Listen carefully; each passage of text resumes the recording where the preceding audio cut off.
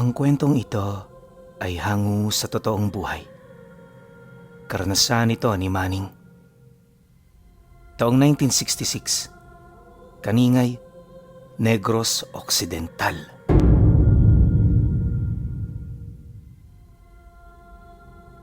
Bagong salta lamang sila Manning sa Kaningay. Sa loob ng 2 buwan, medyo nakikibagay pa rin sila sa mga tao roon. Hindi madali ang buhay ng Dayo Pinuno, lalo pat wala kang ideya kung sino sa mga kapitbahay mo ang kaibigan at kaaway. Bihilante siyang tao, kaya naman sa lahat ng oras, di siya gaanong nakikipag-usap. Kapag meron silang bisita, madalas asawa niya ang kumakaharap. Minsan nga, dahil sa ganun niyang pag-uugali, marami siyang naririnig na usapan ukol sa kanya.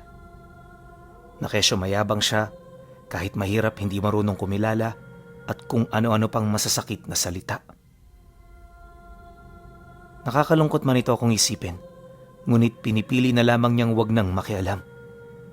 Mas gugustuhin niyang umintindi kaysa maghanap ng kaaway na sisira sa kanilang buhay. Malayo-layong lugar ang pinagmulan nila, kaya hindi siya papayag na gano'n ang mangyari pagkatapos nilang malagpasan ng lahat ng hirap para lamang makarating doon. Ayon sa kanya, wala naman talaga siyang balak na manirahan sa Negros. Tawid dagat kasi ang pagitan nito, pero dahil sa tagaroon ng kanyang asawa, napilitan siyang sumunod kahit labag sa loob niya. Inakala niya ng pag-uwi sa probinsya nito ang magiging daan upang makaahon sila sa kahirapan, ngunit nagkamali siya dahil pagdating nila, wala na pala roon ang lupang inaasahan ng kanyang asawa. Sa madaling sabi, inako na ito ng ibang tao, kaya kahit magpumilit silang bawiin ito, masyado na itong malabo. Kung kani-kanino na rin sila humingi ng tulong, subalit sa kasamaang palad, hindi na nila nabawi ang mga ari-ariang para talaga dapat sa kanila. Lumuwag na kasi sa buhay ang namamahala rito, kaya naman tuwing nagpepetisyon sila, madali nitong nababayaran.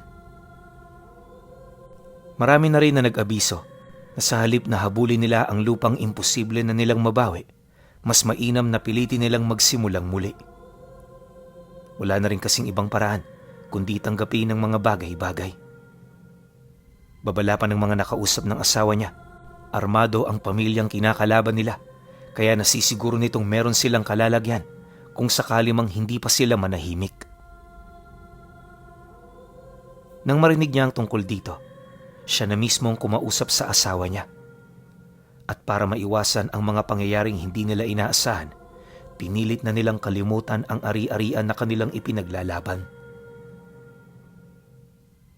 Lumipas ang mga araw, dito na siya naghanap ng trabaho sa baryo. Ang kaso lang, dahil sa payak ang pamumuhay doon at masyado itong malayo sa mga kabayanan, wala ring kapasidad ang mga tao na magbigay sa kanya ng trabaho. At ang ganoong sitwasyon ang nagtulak sa kanya upang sumama sa bukid. Hindi sanay sa bukid si Manning Pinuno. Gawa nang namuhay siya sa sentro ng kabayanan noong nakatira pa sila sa syudad ng Bogo sa Cebu. Dito rin siya nakapagtrabaho ng halos 7 taon bago niya makilala ang kanyang asawa. May pag-asa mang bumalik ng Cebu. Alam niyang salat sila. Makapag-ipon man, kinukuha din nila kaagad dahil sa mga pangangailangan. At dahil dito, hirap na hirap silang makalikom ng pamasahe pabalik. Akala niya buwan lang din ang aabutin para makalikom ng sapat na salapi, pero nagkamali siya sa kadahilan ng dumaan na lamang ang taon. Wala pa rin silang naitatabi sa kanyang mga kinikita sa pag-aani at pagtatanim ng palay. Paunti-unti, nawala na siya ng pag-asa na makakaalis sa lugar hanggang sa pagpasok ng taong ito, tuluyan na nga niyang tinanggap ang kanyang mapait na kapalaran.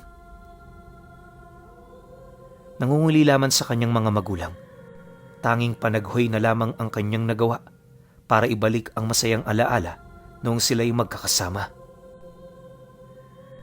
Lumipas pa ang mga buwan, nagpatuloy pa rin siya sa kanyang gawain. Kapag umaga aalis siya sa kanila magbabandang 6:00, tapos uuwi siya 5:00 pasado na. Ganon at ganon umiikot ang buhay niya, kaya halos hindi na niya nabilang ang mabilis na pagdaan ng mga araw. Kalaunan nagulat na lamang siya nang mapansin niyang 2 buwan na lang, sasapit na naman ang Pasko. Isa ito sa kanyang inaabangan, lalo pat marami ang nangyayaring inuman ilang araw bago sumapit ang bisperas nito. Akala niya isang pangkaraniwan na taon na naman ang sasalubong sa kanya. Pero hindi pa sumasapit ang Pasko, meron nang nangyaring problema. Isang araw kasi bago sumapit ang anihan, nadatnan nila ang kanilang pinagsasakahan na halos wala nang mapakinabangang ani. Hindi nila mawari kung ano doon ang nangyari, gawa ng noong nagdaang hapon, matyaga pa silang naglilibot upang masigurong malusog ang bawat binhi ng palay. Dahil dito, naging palaisipan kung papaano nasira ang palayan sa loob lamang ng isang gabi. Dala ng kuryosidad ng bawat isa, sinimulan nila itong halughugin. Walang takot silang pumasok sa kahon-kahon ng palay para siyasatin ang bawat binhing nakaligtas. Kung hindi nyo kasi naitatanong, yung mga itinanim nila, bigla na lamang nanuyot tapos nangitim ang mga butil. Napakarupok na rin ang palay na nakakapit dito, kaya kapag kinukuha nila yon, kusa na itong bumabagsak sa putikan. Hindi na rin mapakinabangan ng bawat butil, gawa ng bukod sa nangingitim na ito, para na rin itong maliliit na bubog kapag pinisil mo ng hindi kalakasan. Naglalabas din ito ng mga kakaibang amoy na hindi naman matagalan ng bawat isa sa kanila. Dumaan pa ang ilang minutong paghahanap. Wala silang ibang nakita maliban sa mga uod na kasing laki ng hinlalaki. Para itong uod ng mga bangaw pero malayong malayo ang itsura nito. Ang mas nakakapagtaka pa, buhay pa rin ng mga insektong yon kahit durug-durugin mo. Mamamatay lang ito kapag binuhusan mo sila ng malinis na tubig. Matapos naman nila itong makita, bahagya silang napatigil nang masipat nila ang mga kasamahan nila na nagpupumilit lumayo sa kahon ng palay. Panay na rin ang pagsisigaw ng mga ito, animoy kung ano na ang nangyari. Dala ng kuryosidad, iniwan nila ang nakuha nilang uod, sabay lapit sa mga nagkukumpulan nilang mga kasama. Akala nila wala lang ang mga sigaw nito, pero pagsipat nila roon ng malapitan, dito nila nakita ang suot nitong meron ng maliliit na punit. Wala silang ideya kung ano ang nangyari, pero base sa istorya ng kanilang mga kasama, habang sinusuyod umano nito ang kahon ng palay, may naramdaman silang pumasok sa sistema nila. Dahan-dahan naman itong gumapang sa loob ng kanilang mga balat, kaya naman nagmamadali silang umahon. Akala kasi nila kung ano lang yon, pero pag-alis nila sa putikan, wala silang nakitang kakaiba maliban sa mga damit nilang may punit na. Nakakapagtaka man, pinili ng mga itong wag na yun bigyan ng pansin. Ang mahalaga kasi, hindi sila napano, kaya ayos na yon para sa kanila. Makalipas pa ang ilang minutong pag-uusap, paisa-isa na ring nagsiuwian ang mga magsasaka. Bakas man sa mukhang panghihinayang, unti-unti na rin nila itong natatanggap, lalo pat wala naman silang magagawa. Kalaunan, nang silang dalawa na lamang ang natira sa palayan, dahan-dahan naman silang naglakad sa pinakamataas na parte nito upang tingnan ang kabuuan ng bukid. Madalas din kasi silang tumambay doon ng kaibigan niya, lalo na kung medyo napaaga ang tapos ng kanilang trabaho. Habang pinagmamasdan naman nila ito, panay ang kanilang pag-uusap ukol sa mga nangyayari. Maging si Manning man kasi, hindi na maisip kung ano mangyayari sa kanilang pamilya dahil sa pagkasayang ng mga palay na inaasahan nila. Pepe, may naisip ka na ba kung saan ka kukuha ng panghanda ngayong Pasko? Ako kasi wala pa akong ideya kung saan ako huhugot eh. Hindi ko pwedeng galawin ang ipon. Dahil yun ang susi namin para makaalis dito. Baka naman may alam kang pwedeng mapagkuhanan, no?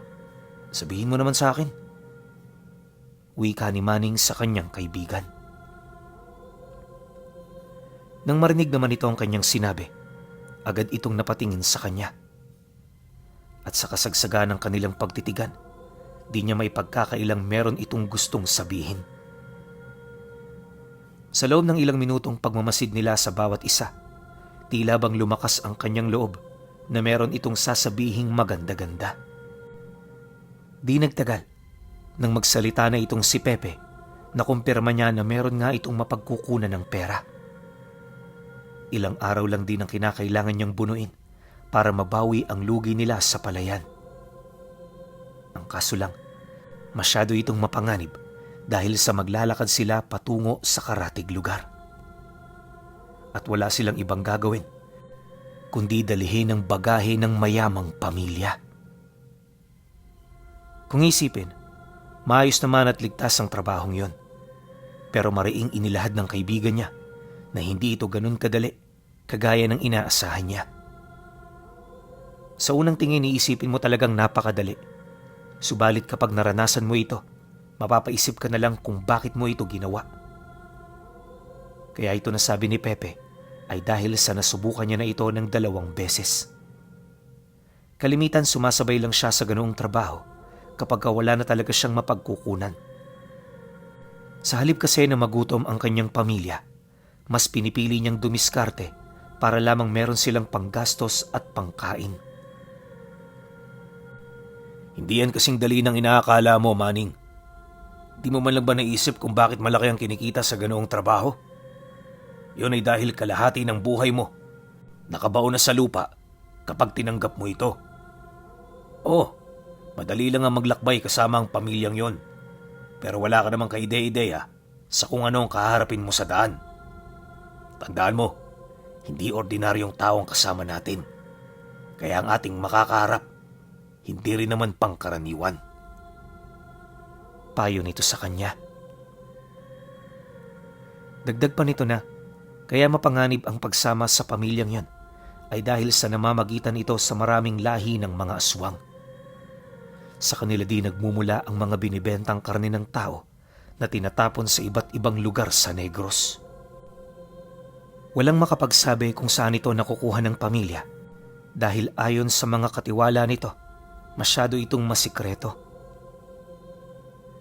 Ang tanging alam lang din nila na lahat ng pinagkakatiwalaan nitong tao na malapit sa kanila ay merong dugo ng mga aswang. Tanging ito lang din na nakakaalam ng lihim na kailan may hindi na nila sinubukan pang halongkatin. Nabanggit din ni Pepe na ang pinag-ugatan ng panganib ay mula sa mga angka ng aswang na hindi na pagbibigyan ng pamilya. Dahil dito, nakaugalian na nilang tambangan ito kapag maglalakbay ito patungo sa karatig bayan kung saan naroon ang mga kapanalig nila. Bawat isa sa kalabang lahi, nagbabakasakali na ang pagkalipol ng pamilya ay magdudulot ng magandang bagay sa kanila. Matapos naman niyang marinig ang lahat ng yon, hindi siya gaanong kumbinsido. Bilang lumaki sa bayan, di niya kinagisna ng takot laban sa mga ganoong uri ng nilalang. Mas takot pa nga noon si Manning sa mga katulad niya dahil ang mga ito kayang pumatay ng walang pagdadalawang isip. Samantalang ang mga nilalang sa kwento, walang kapasidad na gumawa ng ganoong bagay dahil unang-una, hindi naman sila totoong umiiral. Yun ang pagkakaalam niya. Kaya naman sa kabila ng pananakot nito, paulit-ulit siyang sumang-ayon sa nais nitong gawin. Hindi nagtagal, nang wala nang magawa ang kaibigan niya para siya ay makumbinsi, nagdesisyon na itong isama siya. Bale sa kanilang napag-usapan, aalis sila sa baryo sa susunod na gabi, tapos babalik sila rito pagkaraan ng 3 araw. Inaasahan na rin nila na wala na silang kasama pa uwi dahil ang mga ihahatid nila mananatili na muna sa lugar na kanilang pupuntahan sa loob ng 3 buwan. Pagkatapos nito, muli itong babalik na siya namang magiging hudyat para muli silang makalikom ng panandaliang salapi. Nang marinig naman niya ang lahat ng iyon, abot langit ang naramdaman niyang tuwa.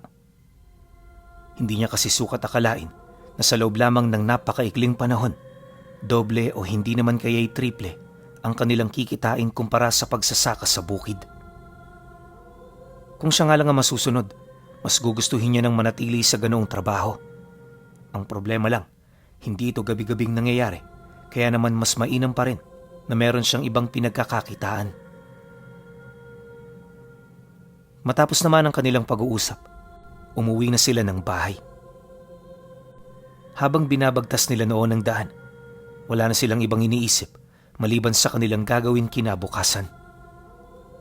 Ang kaso lang, pagdating nila sa sentro ng baryo, bumungad sa kanila ang iilang mga taong nagkakagulo. Sigaw ng sigaw ang mga ito, animoy merong nangyayaring hindi inaasahan. Nang mapansin naman nila ang tungkol sa bagay na yon, dali-dali silang lumapit para makiusyoso.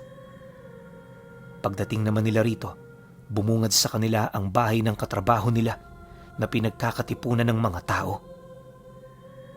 Nakasarado ang pinto at bintana, pero marami pa rin ang sumisilip sa loob.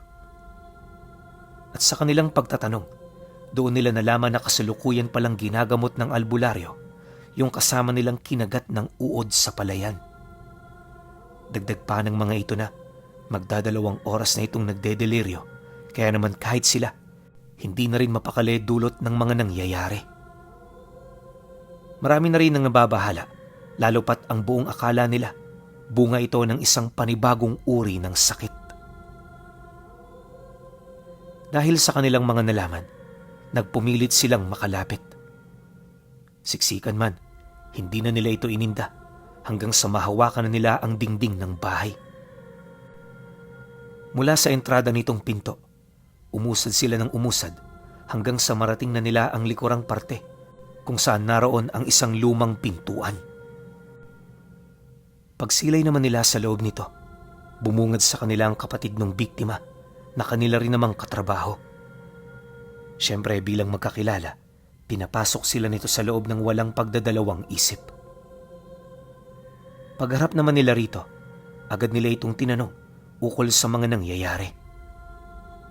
Nang marinig naman ito ng kapatid ng pasyente, bigla na lamang nilang napansin ang panginginig ng buo nitong katawan. Iyak din yun ng iyak, animoy may matindi itong problemang dinadala. Hindi nagtagal, dala ng panghihina nito, napilitan na yung umupo sa sulok. Patuloy pa rin nanginginig habang aligagang nakatingin sa sahig. Lonyo, ano ba kasi ang nangyayari? Ba't hindi ka magsalita? Sabihin mo na, walang may tutulong yung pag-iyak-iyak mo dyan. Irritabling wika ni Pepe sa lalaki. Nang marinig naman ito ang sinabi ng kaibigan niya, dito pa lamang ito napatingin sa kanila. Detalyado nitong ibinahagi ang tungkol sa karamdaman ng kanyang kapatid. Ayon dito, kanina pa yung nagdedeliryo dahil sa dami ng uod na pumasok sa katawan nito.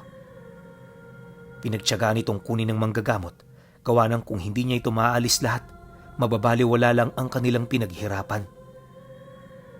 Nabanggit din ito sa kanila na ang mga uod na pumasok at namahay sa katawan nito ay katulad ng mga uod na nasa palayan. Wala pang matibay na ebidensya ang mga manggagamot na yun para patunayan, kaya nanatili itong kutob nila. Dagdag pa nito na kapag hindi naagapan ang karamdaman nito sa loob ng 6 na oras, hindi malabong maubos ng mga ito ang laman loob ng kanyang kapatid. At kapag nangyari ang bagay na yan, wala na silang ibang magagawa para ito ay matulungan. Pagkasambit naman ng katrabaho nila ng mga nalalaman nito, muli na namang yung napahagulgol sa iyak. Dahil sa pangyayari, hindi na sila nagdalawang isip na lisanin ito para makita nila ang kasalukuyang sitwasyon. Maya-maya pa, pagdating nila sa isang makipot na silid, bumungad sa kanila ang pamilya na tahimik na nagmamasid sa isang sulok. Lahat hindi nagsasalita, pawang nakatuon lamang ang kanilang mga wisyo sa kung ano ang ginagawa ng albularyo. Pagsilay naman nila sa mga ito, dahan-dahan naman nila itong nilapitan. Matapos nun, pumwesto sila sa tabi, maiging pinagmamasdan ang mga nangyayari. Makalipas pa ang ilang minuto, laking gulat na lamang niya nang makita niya ang isang albularyo na merong binubunot na uod sa loob ng mata nito. At kapag sumisigaw ang pasyente dahil sa sakit na kanyang nararamdaman, kusang lumalabas ang uod sa kanyang bibig. Nagkaroon na rin yun ng maraming butas sa iba't ibang bahagi ng katawan dahil sa dami ng uod na namahay na sa loob ng kanyang sistema. Maya-maya pa, pagbaling niya ng tingin sa pinaglalagyan ng uod ng mga albularyo, bumungad sa kanya ang 2 balding punong-puno na. Yung ikatlo, patuloy pa ring nilalagyan. Subalit sa kasamaang palad, masyado pa ring marami ang nakukuha. Pagpatak naman ng 6:00 ng hapon, nagpatuloy pa rin ang ginagawa ng manggagamot. Yung isa sa mga ito, medyo sumusuko na, gawa ng ramdam na rin nila ang panghihina ng kanilang pasyente. Hindi nagtagal, dumating na nga ang kanilang ikinakatakot. Pagsuka na pagsuka kasi nito ng dugo, agad itong nagdeliryo hanggang sa umabot na ang karamdaman nito sa kanyang puso. Mabilis na nag-alta presyon ng biktima hanggang sa ngumiwi na ang bibig nito at hindi na naagapan pa. Matapos noon nasipat na lamang nila yung wala ng buhay. Nang makumpirma naman ito ng albularyo, agad nitong inilahad ang taus-puso nilang pakikidalamhati buhat sa nangyari. Nagbigay din yun ng saloobin sa pamilya ng biktima nang sa gayoy hindi sila ang mapagbuntunan ng sisi. Pagkatapos ng mga pangyayaring yon, tsaka pa lamang pinayagan ng mga tao sa labas na pumasok. Bawat isa, walang ideya sa mga nangyari, kaya naman hinayaan na nilang maging ganun na lang ang sitwasyon. Ang mahalaga, makita nila na kahit papaano na marami palang nagmamahal dito. Sa kasagsagan naman ng lamay, hindi na nagpalipas ng magdamag sila maning sa lugar. Pinili na nilang umuwi, lalo pat meron silang gagawing kinabukasan. Pagsapit naman ng sumunod na araw, iniwasan na muna nilang pumunta sa kung saan-saan. Ang ginawa nila, nagpahinga buong hapon, kaya pagtungtong ng 6:00, napakasigla na ng pakiramdam nila. Hindi nagtagal, nang mapansin nila ang paglubog ng araw, tsaka pa lamang sila lumakad patungo sa kakahuyang 1 kilometro ang layo sa baryo. Liblib ang lugar na ito, kaya medyo napaisip siya sa kung ano ang kanilang gagawin doon. Ang buong akala niya kasi, wala talaga roong naninirahan, pero nang mapasok na nila ang pusod ng kakahuyan, dito nila nakita ang malawak na bakuran ng isang mansyon. Napakagandang tingnan ng lugar, animoy sa pelikula mo lang makikita. Sa loob din ng bahay na yon, naninirahan ang halos nasa humigit 10 pamilya. At sa bahay namang nakatirik sa malapit, nakatira ang pamilya ng mga katulong at mga manggagawa. Maganda ang estado ng lugar. Animoy kahit malayo ito sa baryo, wala ka nang hahanapin pa. Ilang minuto pa ang lumipas, lumabas na ang pamilyang kanilang hinihintay. Habang naglalakad ito papalapit, nakita nila ang mga katulong nito na hirap sa pagpasa ng kanilang mga dadalhin. Pagharap naman ng pamilya sa kanila, dali-dali namang tumungo ang mga katulong sa mga kwadra ng kabayo at kalabaw. Abalang-abala ang mga ito sa paghahanda, na animoy meron silang hinahabol na oras. Maya-maya pa, pagsilay naman ng padre de pamilya sa kaibigan niya, may hinahon nito ritong nagtanong. Maasahan ba yung isinama mo, Pepe? Siguraduhin mo lang na maaasahan yan. Dahil kung hindi, di na yan makakauwi. Nangangamba lang ako na baka matulad yan sa dati mong kasama. Pagkarinig naman niya sa sinabi nito, Medyo kinabahan siya kasi nasambit ng taong yon na meron na palang nakasamang iba ang kaibigan niya, kaya kung hindi siya nagkakamali, lahat yon hindi na nakabalik pa. Dahil sa kanyang mga narinig, ginusto na niyang umatras, ngunit kapag tinitingnan niya ang pinto, nakikita niya ang mukha ng pamilya niya na umaasa sa mga maiuuwi niya. Ang ganoong pakiramdam ang nag-udyok sa kanya na hindi umatras sa kabila ng kanyang mga nalaman. Naisip niya kasi na pinaghandaan niya ang bagay na yon at maaaring ito na rin ang magiging daan para makabalik sila sa lugar ng Bogo sa Cebu. Kalahating oras pa ang lumipas. Nang hindi na siya nito nakitaan ng anumang pagtutol, dito na nagdesisyon ng lalaki na umusad. Pag-alis nila noon ng gubat, hindi niya maiwasang magulat kasi akala niya maliit lang ang bilang ng grupo nila. Subalit nang lumakad na sila, napansin niya ang mga tauhan nito na nasa humigit 50. Armado yon ng matatalas na armas, tapos yung itsura nito kakaiba sa mga taong madalas niyang makita. Bukod kasi sa nanlilisik ang mga mata nito, parang palagi lang itong galit na hindi mo maintindihan. Dahil sa ganoong pangyayari, aminado siyang nag-aalangan siya na makipag-usap. Naisip niya kasi na baka hindi siya nito pansinin o baka naman magalit yun sa kanya. Bagay na naging daan upang hindi na siya magsalita pa. Ang nasa isip na lang niya noong mga oras na yon, magkakapera siya sa pamamagitan ng pagsabay sa mga ito. Subalit lingid sa kanyang kaalaman, hindi pa pala dumarating ang panganib na dulot ng kanilang paglalakbay. Pagkaraan pa ng ilang oras, nang tumungtong na ang 11:00 ng gabi, bahagyang tumigil ang pag-usad ng grupo. Nataon din noong nasa nyugan sila, kaya ramdam na ramdam niya ang pagkaalarma ng lahat ng tauhang kasama nila. Hindi nagtagal, meron na siyang napapansing mga nilalang na nakakapit sa pinakadulong parte ng dahon ng nyog. Kahit napakadilim ng gabi, kitang-kita niya ang mga ito na nagmamasid sa kanila. At ayon kay Manning Pinuno, bawat puno na nakikita niya, kinakapitan ng halos 13 nilalang.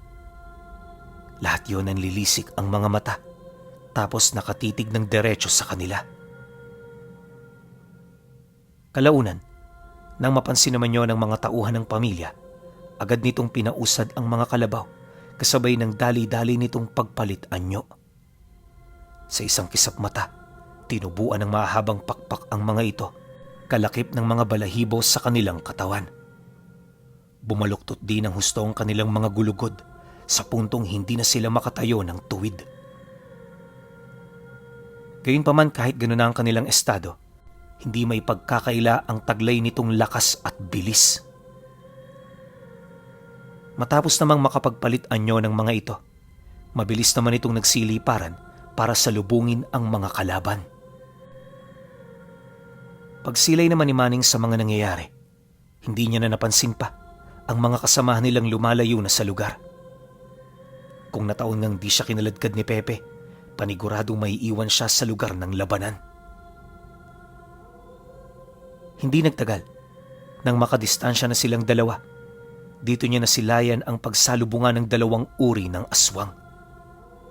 Sa himpapawid ng pang-abot ang mga ito, kaya yung labanang nangyari, kitang-kita ng dalawa niyang mata. Ayon nga sa kanya na, kung titingnan mula sa malayo, parang labanan ito ng mga anghel at demonyo. Ngunit kapag tinitigan mo ito ng maigi, dito mo makikitang halos magkakaparehas lang ng lahi ang nagbubuno. Manning, ano pang tinitingin-tingin mo dyan?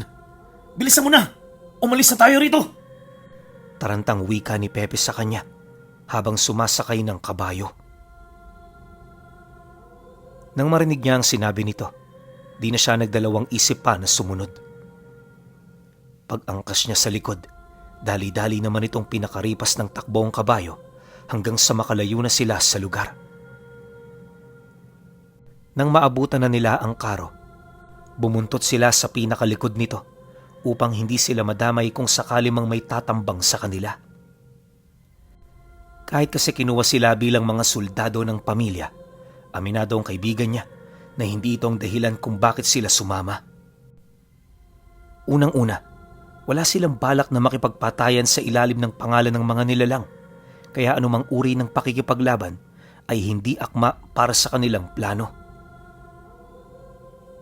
Dagdag pa nito na nakatuon lamang ang kanilang wisyo sa pagsunod para makuha ang pera at makabalik ng buhay sa kanila. Isipin nyo na lang, 3 gabi nila itong pinagtiisan at sa bawat gabing dumaraan, marami sa kanilang mga kasamahan ang paisa-isang pumapanaw. Lahat ng bangkay nito, hindi na natagpuan pa, animoy nilamon na lang ng kusa ng malawak na kagubatan. Dahil sa pangyayari, pansin niya na parang umiba na ang kanyang pagtingin sa realidad. Napagtanto niya kasi na malayo ang buhay na kanyang inaakala dahil sa mga bagay na kanyang nakita. Kalaunan, pagdating nila sa baryo na napagkasunduan, ibinigay ng pamilya ang bayad ng kanilang trabaho. Akala niya kokonti lang ito dahil sa wala naman silang nagawa. Pero pagsilay niya sa loob ng sobre, nakita niya ang limpak-limpak na salapi. Abot langit ang kanyang naging ngiti, gawa ng ni minsan sa buhay niya, hindi pa siya nakahawak ng ganoong halaga. Ingatan nyo yan, ha? Tandaan ninyo, 3 buwan ang kontrata namin dito bago namin kayo muling ipatawag. Magnegosyo kayo kung kaya, nang sa gayo'y darating ang panahon na hindi nyo na kailangang umasa sa ganitong trabaho. At nga pala, Pepe, binabati kita dahil ito ang 2 beses na may nakaligtas na isinama mo. Akala ko dati, nuknukan ka ng malas kaya lahat namamatay kapag sumasama sa'yo. Nagkamali pala ako. Wika ng lalaki sa kaibigan niya. Matapos ang pag-uusap, umuwi na silang dalawa.